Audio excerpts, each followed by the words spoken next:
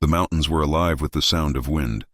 It screamed through jagged cliffs, tore through the skeletal trees of the frozen forests, and whipped snow into jagged blades that stung exposed skin.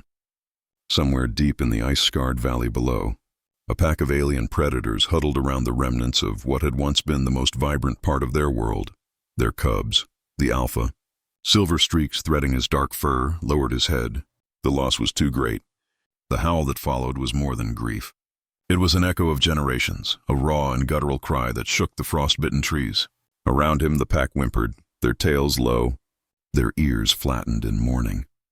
They were silent when they usually weren't. The air itself seemed to hold its breath. Somewhere above, far beyond the valley, a figure cut through the snowstorm. A human. She moved with precision, almost unnaturally calm against the blinding wind. Every step was deliberate, every breath measured. Her armor was coated in frost, a crystalline sheen that reflected shards of sunlight in fractured patterns. Her eyes, sharp and unyielding, scanned the terrain for danger as her arms cradled bundles wrapped in cloth and fur.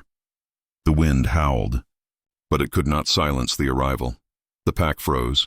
The alpha lifted his massive head. His nostrils flared, sniffing the air, catching a scent that was impossible, alive, vital, small, the cubs. All of them. The human descended into the valley with careful grace. Her boots struck the ice with a muted crunch, each step measured to avoid slipping. The cubs squirmed gently in her arms, making soft noises that were almost drowned by the wind. She whispered to them, words lost to the storm but filled with warmth. The pack circled her cautiously, a barrier of muscle and fur, eyes narrowed, teeth bared in instinctual suspicion. But she did not flinch. She did not threaten. She only knelt in the snow and placed the cubs on the ground. One by one, she brushed frost from their fur, checked their limbs, and made quiet murmurs of reassurance. The cubs, once cold and terrified, blinked at her with tentative trust. And then, for the first time that day, the pack's growls softened. The alpha stepped forward. His paw left deep imprints in the snow, halting mere meters from her.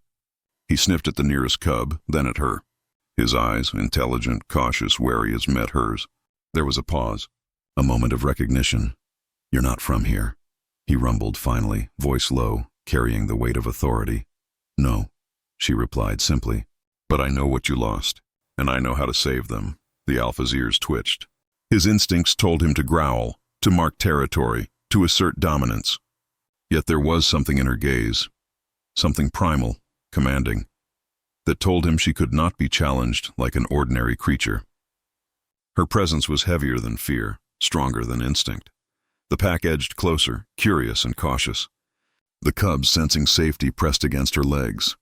She knelt, letting them climb onto her lap, brushing their fur with gloved hands. Each movement was deliberate, careful, reverent. She spoke to them softly, words they would not understand, but tones of safety and warmth that traveled deeper than language. She had walked through blizzards, across perilous ice fields, for days to reach them. Frostbite had claimed pieces of her fingers, and her breath came in ragged puffs of mist, but she had carried every last cub. The alpha watched her silently, awe building within the instinctive lines of his body.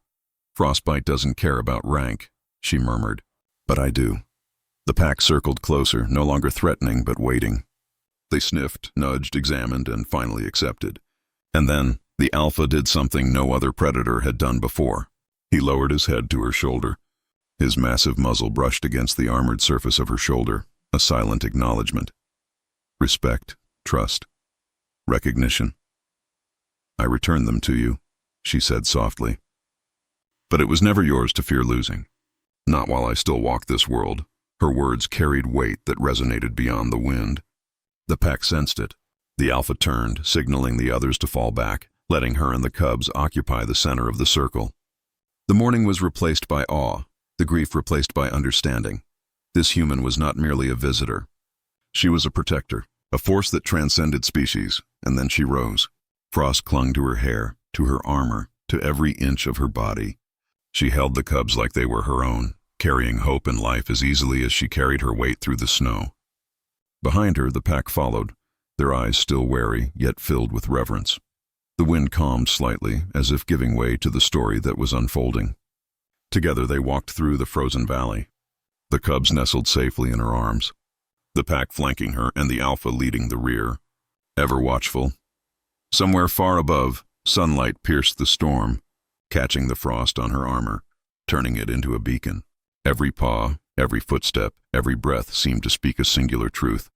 In this galaxy, survival was not just about strength or instinct. Sometimes it was about courage, about endurance, about the will to carry the fallen and the living through the storm. By the time the first cliffs of warmer valleys appeared on the horizon, the pack had stopped mourning. They had begun following, not as subjects, not as prey, but as believers in a power greater than claw or fang, a force that had walked through death and returned life into their world. The human paused at the edge of the forest, frost melting in rivulets across her armor. She looked down at the cubs in her arms and smiled. They were safe. The pack, once broken, rallied around her. A legend was born that day, the human who defied ice, death, and grief, and returned hope to a predator's world. And somewhere deep in the mountains, the wind carried the tale of frost, of courage, of a human who could walk into a world of mourning and emerge carrying life itself.